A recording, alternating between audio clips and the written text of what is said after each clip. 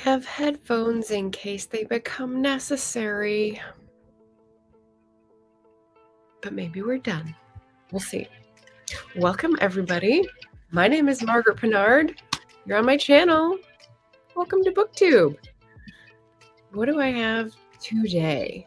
I have a video that doesn't really fit into a category because it's a why do I do what I do kind of video. So I'm going to be talking about the readathons that I'm reading books for. There's the cue. This month, which includes some of these and also some of these. So stay tuned in just a moment. I was just going to give you a question of the day, and that is, what does June make you feel like reading? Because even if you don't have a readathon goal, you may be feeling some kind of way. And even mood readers have to have a direction, right? So we'll pop this up and see if it produces any discussion here. If you're new to the channel, welcome to this non-categorized video. I'm a historical fiction writer. I love to read diversely, eclectically, and especially books people have never heard of. That's my hashtag. I'll own it. I'm reading like 3 or 4 books at the moment. I've got The Body Keeps the Score, which I'm behind on. I've got Mortal Follies, which I just flashed up on the screen. I've got Singing Lessons for the Stylish Canary, which is by my friend Laura Stanfill. And I just started a random cozy mystery, hoping this might be the one that's good, called Bewitched, Bothered, and Biscotti. Enchanted Bakery. I mean, we've got magic, we've got baked goods. How can it go wrong, right? I keep hoping. So I just welcome people in the chat who came to say hello. There's an RC Scott in the building, and I was giving him all sorts of reasons to try the Caribbean. We've got Richard Holiday, who was lamenting the fact that he fell asleep last night during our karaoke stream, just before his request, unfortunately. But I hope you got to watch the replay, Richard, because we tried really hard. I practiced numerous times to try to give you a good experience because I did not know that song except the chorus. So I really tried. Anita is here. Hello. Yay. Okay. Richard has a positive thing to say. Yes. And I am back in the Van Gogh Starry Night room. I slept in my brother's room for the first time last night on the new mattress, which was great. And it was so cool to look up and actually see the glowing stars on the ceiling. So yeah, Bean liked it too, apparently. Or not. I don't know. Maybe we have a translator in the house that can help me out with that. Well, let's jump into the readathons and why I'm reading for them. So I basically had 2 points to make here. 2 points. Why are readathons important at all? Why do people do them at all? I did a little background research, and there's a channel called Gina Lucia, and she does book content, and I watch her videos every once in a while. She had one from a year ago that was talking about readathons at a very basic level. What is a readathon? How do you readathon? Why would you readathon? Which is a good idea. I didn't do this on videos, but I did it as a Patreon post. So anyway, I may do a video on that soon. The reasons I think are general reasons for a readathon are that people are trying to read more, which doesn't necessarily apply to me. I don't try to read more through readathons. They actually restrict me. So we'll talk about that in a second. If people are in a reading slump, they can often try to join a readathon to get excited or motivated to read, and that is a good reason. These are all good reasons. Finding fellow readers in a community. So sometimes if you feel like you're alone in your reading and you're like, am I the lone last reading nerd in the world? Of course not, but this is where you come to find your fellow nerds, so that's a great reason. You can also, if you're choosing one that is themed rather than just read as much as possible in a given amount of time, you can also be looking to go deeper on one subject, and that is the tune for today's discussion. Mood readers may jump wildly about and read all sorts of things in the same time frame and still find places that relate. That is me. That is what you get when you come here to the Eclectic Reader.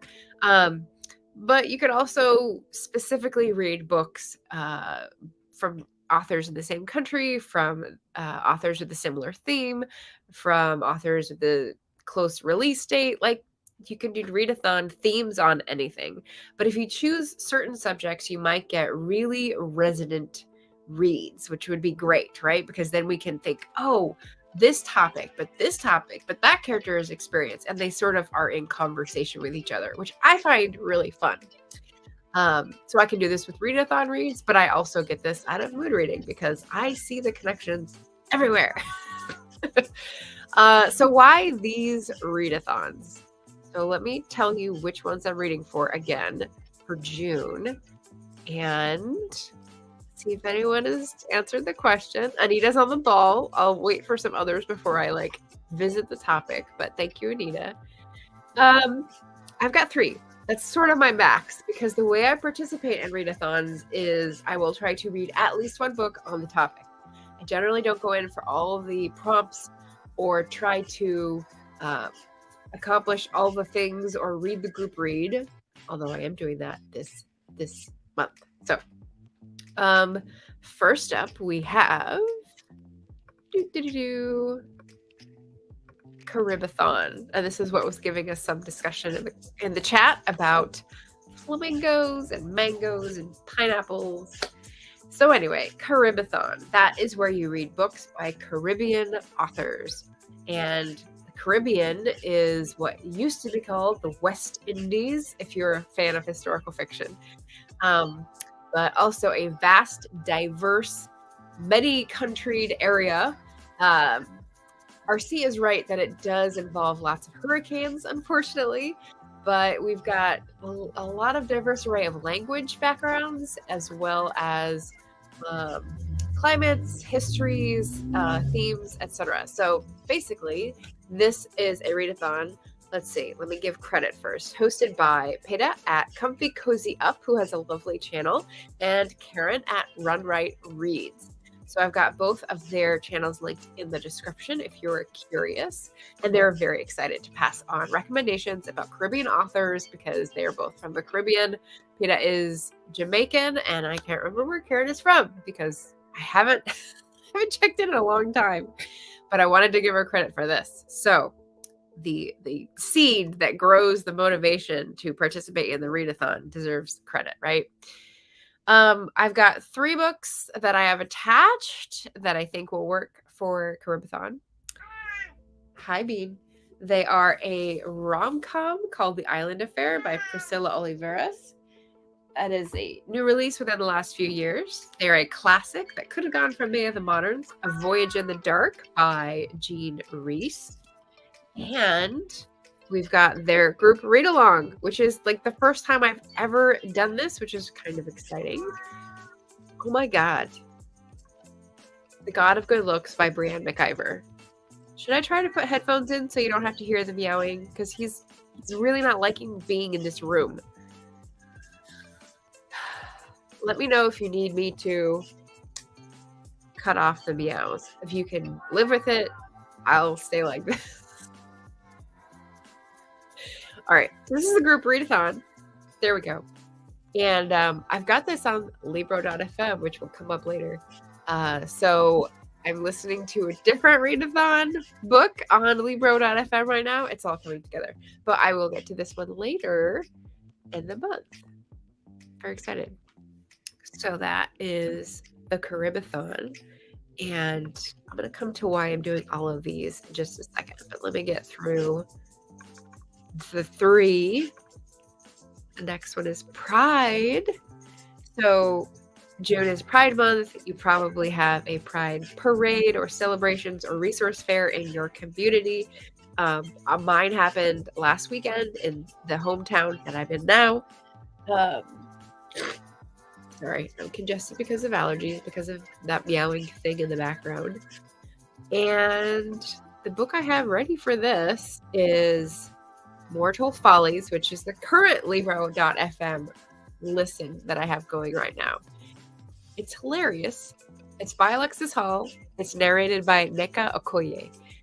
And it starts off with a prologue where we get the explanation that the narrator of the story, not of the audiobook, is going to be Robin Goodfellow, Huck of Midsummer Night's Dream fame. And so there are going to be a lot of inside jokes about Shakespeare, history, fairy lore, and so I am all in for that, which is super fun. But it's also a sapphic romance set in the Regency. I mean, there are so many yeses in all of those details. So I thought I couldn't miss with this one, and I'm enjoying it immensely. I listened a little bit on my walk this morning, but not enough. It's only 2.5 miles, and then I had to come home. So more to come on Mortal Follies by Alexis Hall. She's had a lot of books out, and I am only now getting to this as my first of Alexis Hall's. So very excited and very happy that I'm loving it because she's got a good backlist now. Honorable mention. So I am not in the Own Voices crowd if I was to write a book about LGBTQIA plus voices. So I think I'm okay in saying this, but if I'm not, let me know in the comments. When I read this, which was included in my last wrap-up, I really appreciated the diverse representation. So it's not an LGBTQ written book, but the romance of side characters and the representation of characters in the story itself was noticeable.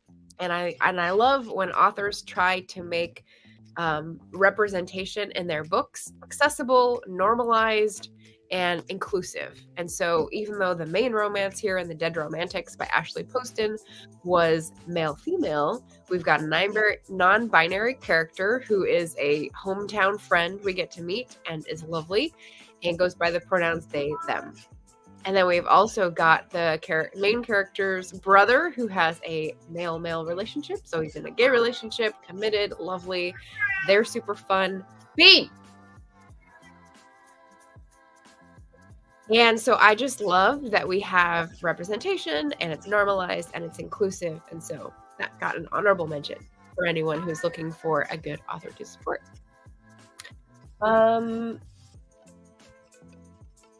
Let me log back in. I've got one more banner. Audiobooks. I know. So, audiobooks. If you didn't know, June is audiobook month. I love listening to audiobooks, as you can maybe tell from all the mentioning I do of Libro.fm. You know how else you can tell? Oh, Jesus. I tried to repair it and it didn't go well. There's just sticky glue over everything now. They're very well used. Can you see? They're This is what happens when you try to use fake leather headphones when you're out in the hot weather and your ears sweat, and it's not great. I think I heard that you could get these like reupholstered, if you will, but I haven't taken the time to like write and ask about that. So maybe in the future. These are also about 5 years old, so they may not be available to be reupholstered anymore, but they're good headphones. I just wish like there was a problem to like sweating with stuff against your skin. Anyway, audiobook month, which takes on new significance because I am now working for Audiophile magazine, which reads and reviews and promotes audiobooks, which is very cool. So I'm getting to know more about narrators, backstories, what people do in the booth, and just like getting in that world more, which is really fun. So the audiobooks I am reading include God of Good Looks, which I popped up, and Mortal Follies, which I just had up. So like it's cross promotion, it's double dipping, it's sharing the love, whatever you want to call it. So those are my like intended books for those 3 readathons. And here's where I tie it all together. Thanks. Yeah, it's Gorilla Glue, so it's not very good. Hi, Katya, welcome. Here's where I tie it all together. Oh, let me put this down. These readathons all involve a minority community in need of support and like heart, right? So the Pride Readathon is a minority community in need of support, especially now. I don't know if you guys know Zach Vincent, but he is a famous historical tailor, famous on social media webs anyway. And he will often be walking around London in his bespoke, custom-made, he does it himself, tailored Regency outfits, which is fabulous. But he was just a target of an assault during Pride, and he showed a picture of a split lip and said he'd gotten a concussion and been attacked in the streets.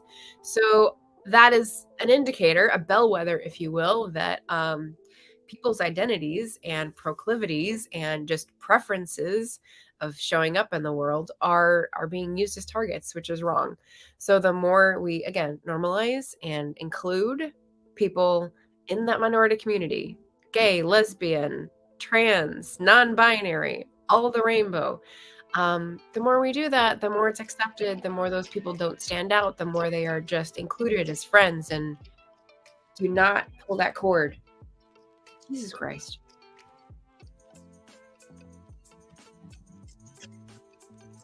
Okay. If I fall apart and everything goes sideways, you know who to blame. It's the cat. So yeah, so in need of support. Now he's up on the windowsill. Caribathon, a minority published community. So what Peta makes clear in her announcement video for this year is that publishing no white, right? So focusing on a certain segment of the published community can be helpful in getting to know voices that are not normally heard from for structural oppression reasons, you know? So it might be good to say, hey, let's take this month to focus on this. And maybe we haven't seen this in the mainstream. So it has a lot to offer, and let's give it a try. Promote it, splash it all across the world. Let it be known that we're listening to voices that don't typically get listened to. What is wrong with that, right? What could be more fun? So that deep dive that I mentioned earlier, where you can see themes that come across, see styles that gel or resonate, like that's just bonus, right? And audiobooks. So audiobooks are a convenient way to listen for many, right? You can do it while you're doing chores, while you're commuting, etc. But it is also the only way to read for some. So that is a minority community, for example, blind or vision impaired individuals, of whom we have some in the community on BookTube. So, you know, shout out to people who need audiobooks to read books. And they deserve to be championed, right? They deserve to be normalized and included, and those things made accessible. So that's what I'm here to support as an effort. Why not? I love audiobooks. I love indie audiobook purveyors. I love getting to know different perspectives, like I will with Caribathon and Pride, and, you know, just learning about others' joys and sorrows and experiences can only enrich your reading experience. So, yeah, that's my tying it all together for this non-categorizable video today. Yeah, and if you are interested in any of those books or have read them before, please let me know what your take was. That is pretty much my message today. Include people and read their stuff and empathize and tell people about it. You know, spread the kindness. That's all I'm about today. And getting annoyed at my cat. I apologize for that. But the reason is, if I put him out during my live stream and he can't get in to eat or drink or poop, I am then responsible for poop or piss on the carpet. And I don't want to be responsible for that. So I'm keeping him in here so he has no excuse.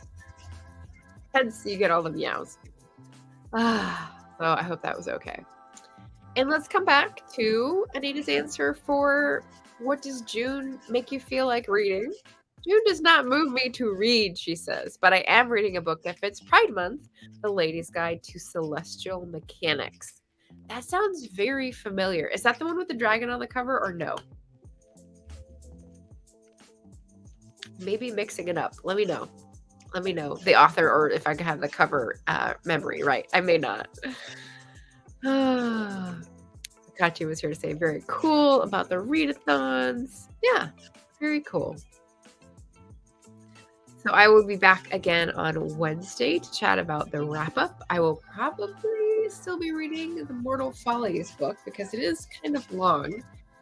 And my opportunities to listen to an audiobook are basically when I'm out walking. So my nephew is visiting this week. So if I am out walking, I will probably be with him and therefore not listening to an audiobook. So I will probably be only making slow progress on that for the first half of this week. So we'll see. We'll see what I get up to for the wrap up on Wednesday at 1 p.m. Pacific. I may have to just like scoot through that cozy mystery and let y'all know what I think of that one instead. Oh, historical romance. Okay. I'm thinking of a different, like the science of dragons or something, like the history. Okay. Historical romance about celestial mechanics. I like it. Okay. Neat. Well, I don't think you often do book reviews, but I will maybe circle back to see if you like that one. Otherwise, thank you all for coming and visiting my channel to catch up on the Readathon hot tea. If you have Pride recommendations, audiobook recommendations for excellent narrators, Neka Okoye is an excellent narrator. She's doing a bang-up job. Or Caribathon recommendations, drop it in the comments. I love to hear your recs. And have a wonderful rest of the weekend. Happy reading, everybody. Take care of yourselves. Ciao for now.